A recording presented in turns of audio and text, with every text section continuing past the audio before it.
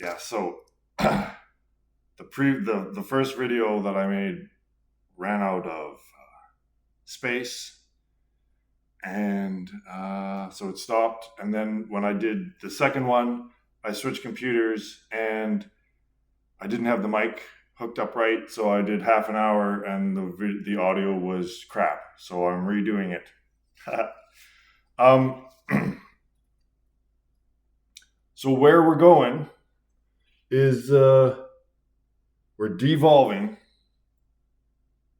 So my model has the meaning of life to get out of samsara, right? This is a game, and that's the purpose of the game, is to escape the game, to find conclusion of the game, and that is to conclude samsara, get out of the labyrinth, and all that stuff. So what I believe is the next level of increasing self-awareness is planetary. I don't even really know what that means to be a planetary consciousness, but there is this thing called Gaia, and according to my model, it goes from quarks to subatomic to atomic to molecular to cellular to species, then planetary, then solar, then galactic, then universal. Those are the 10 dimensions. I don't know why. Well, I know why, because physicists have decided that they tell us what to do. So I don't know why the 10 dimensions have to be, 3 of them have to be able to be measured by a freaking ruler, right? So I don't think the dimensions are space and time and what physics can measure. Physicists like to say, put everything in context with what they can do. But I don't think the 10 dimensions are just that which science can measure. I think it's those realms, and those realms, each of those is one of these iterations. The iteration of quarks, and then you go up to the iteration of subatomic particles, and then that is the natural progression of evolution of increasing self-awareness. And the next one is planetary, but this is what's getting us diverted the screen, right? And math. So math has developed technology and the screen, right? And that technology has us helplessly addicted to the technology through the screen, right? So mathematicians, they like to believe, many of them, that math is running the show. Does math run the show? So how does mathematics, which is, again, they like to invent things, and then it's okay to have this platonic realm where math exists on some sort of magical tablet or something. That's fine, but we can't talk about heaven and stuff. So what is math other than just symbols on a page or the thoughts in a mathematician's head? Where is it? How does it operate? How do symbols on a screen or a page transmit into anything that's happening in the physical world? Anything at all? Well, that's through technology, right? There is no proof showing that symbols on a page or thoughts in a mathematician's head, which is what math is, where it is, how it exists, how does that transmit into anything that's happening in the physical world? What is the causal relationship between math and the physical world, the world of our experience? Well, that's technology, isn't it? That is obviously how mathematics interacts with this realm, this physical realm of the senses, is through technology. And technology has us helplessly addicted to it and becoming more addicted to it. It has humanity completely reliant upon it for its existence, right? And the technology that math is directly causal with is killing all life on the planet. Right? So again, these are statements that if you don't agree that the technology that math is directly causal with is destroying all life on the planet, then again, I've lost some more people. But so math, its direct causal relationship with the physical realm, it isn't growing the trees, it cuts the trees down and builds shit with them. It kills the trees. It doesn't grow the trees, right? Math doesn't bring about the elements. It rips them out of the earth to build technology that's doing all this bad stuff to us. So how is math correct? How can you possibly be more wrong than killing all life on a planet? We're wrong. Everything that we do was unnatural. We're killing all life on the planet. That is how math is wrong. And this is also how math is wrong. So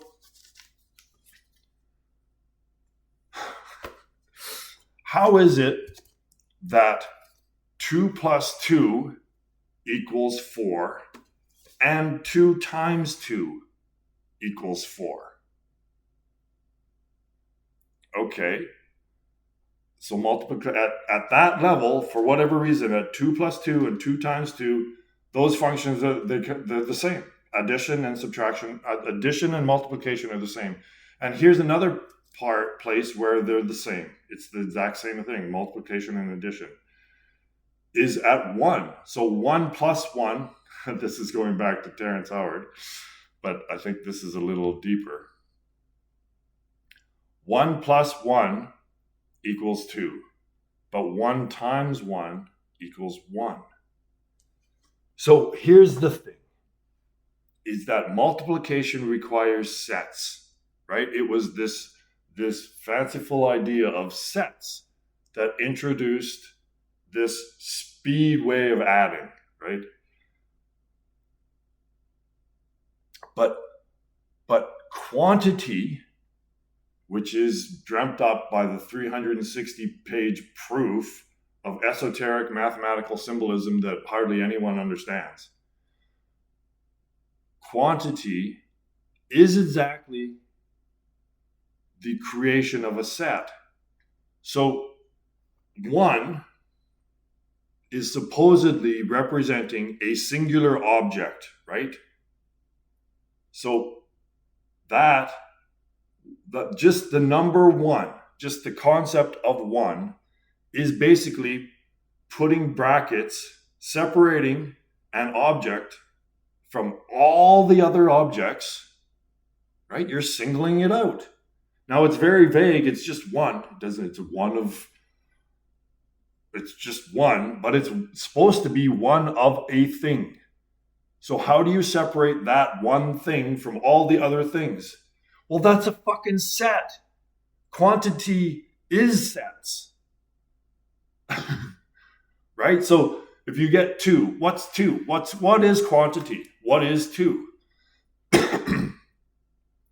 You're adding one to another. Okay, but what is, so that 2, what is a 2? A 2 is a singular symbol, so it must represent something. So it's a set, right? 2, basically a number is a set.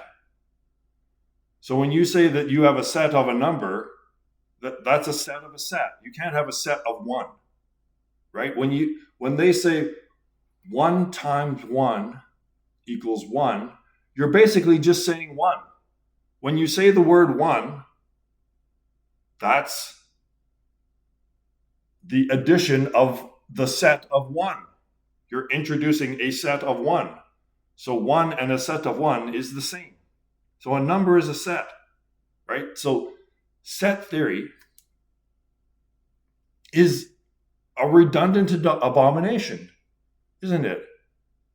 So 1 times 1 should equal 2, just like Terrence said. But because the initial one, like you're just imagining that you're adding a set of one, right? Why did they include that initial step? It's already the assumption that you've added one. Like to state one is an act of addition. You're just bringing a one.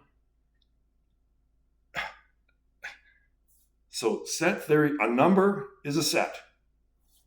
What is it? What is the magical force, right? The magical force of quantity that holds, that connects an object over here and an object over here that have no apparent correlation to them at all. But quantity is introducing this magical force that we have in our head, a conceptual force that somehow has this object and this object together in some sort of something.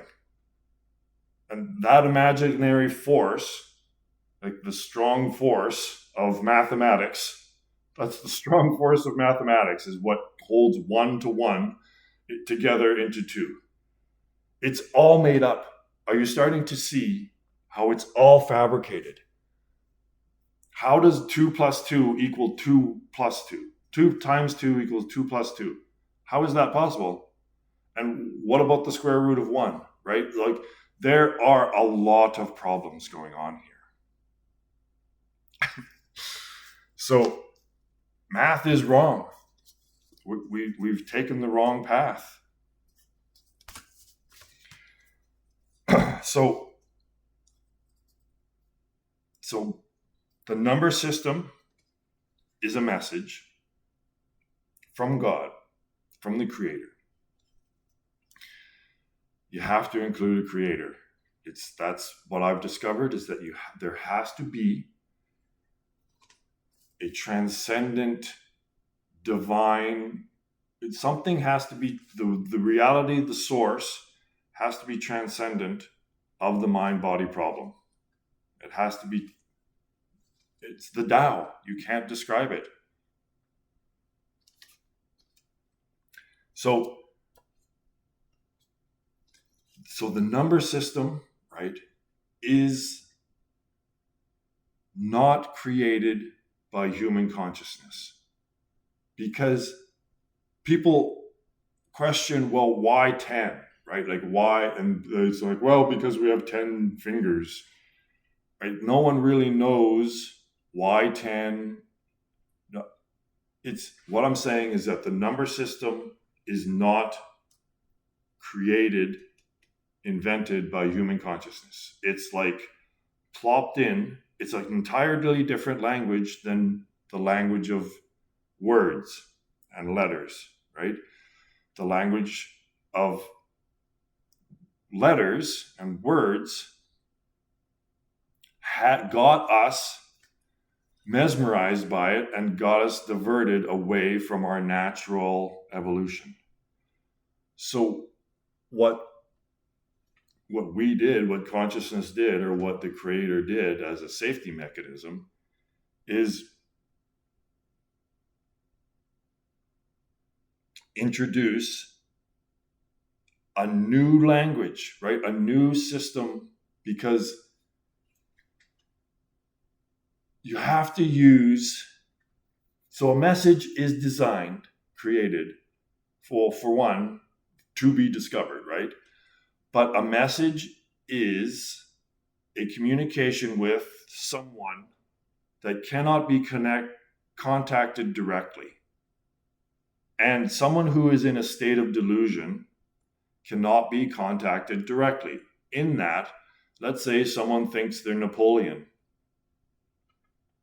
Well, you can't just go up to them and tell them that they're not Napoleon because they're deluded. Obviously, that doesn't work anymore. That's probably been tried many, many, many times. And that's what everyone's doing with their theory. Every theory is just doing that.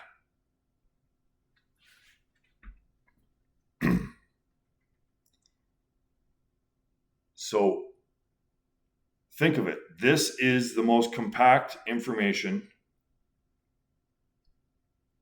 and it's using symbol just enough, just nuanced enough to try to break the consciousness out of the spell that they're in, that symbol has caused.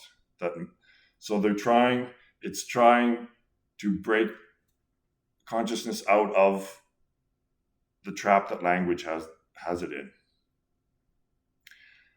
And the creator did not have knowledge of, or did not have knowledge of, the incorrect interpretations of that information, right? So this is the most compact information ever. It's designed by God to help break it out if it gets stuck.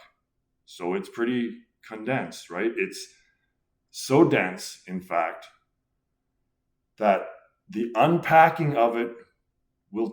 incorrect unpacking of that information will go on infinitely. Hello, Gödel's incompleteness theorem. And why does it go on indefinitely? Why does math keep increasing in abstraction as it grows and expands? Well, it's obvious, is that it never did apply to quantity. It doesn't mean quantity. So the initial assumption, the initial interpretation of what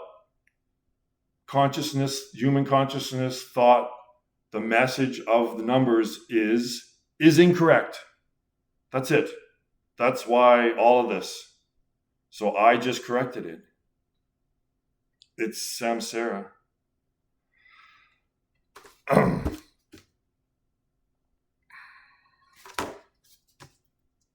Yeah, that's getting close to the end already. So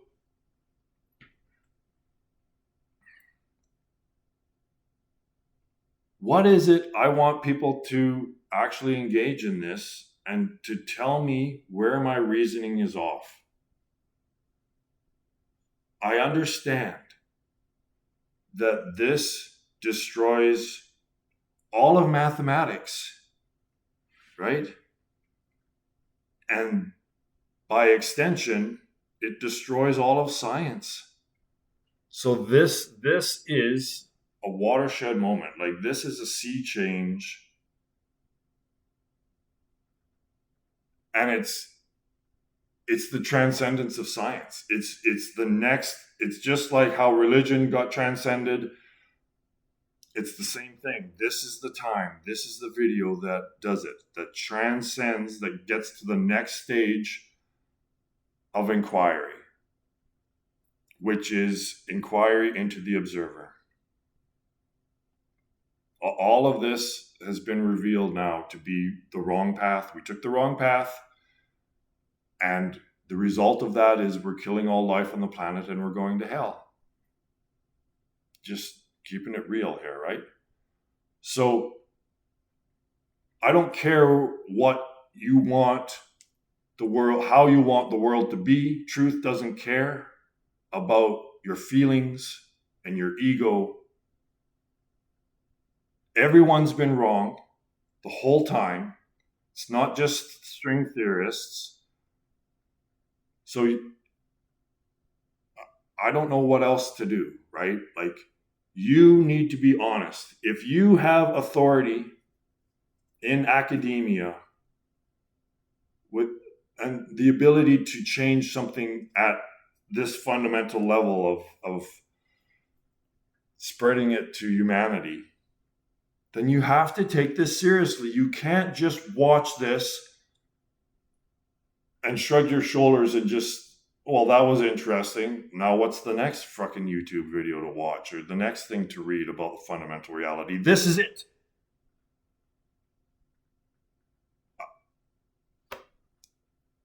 I don't know what else to do.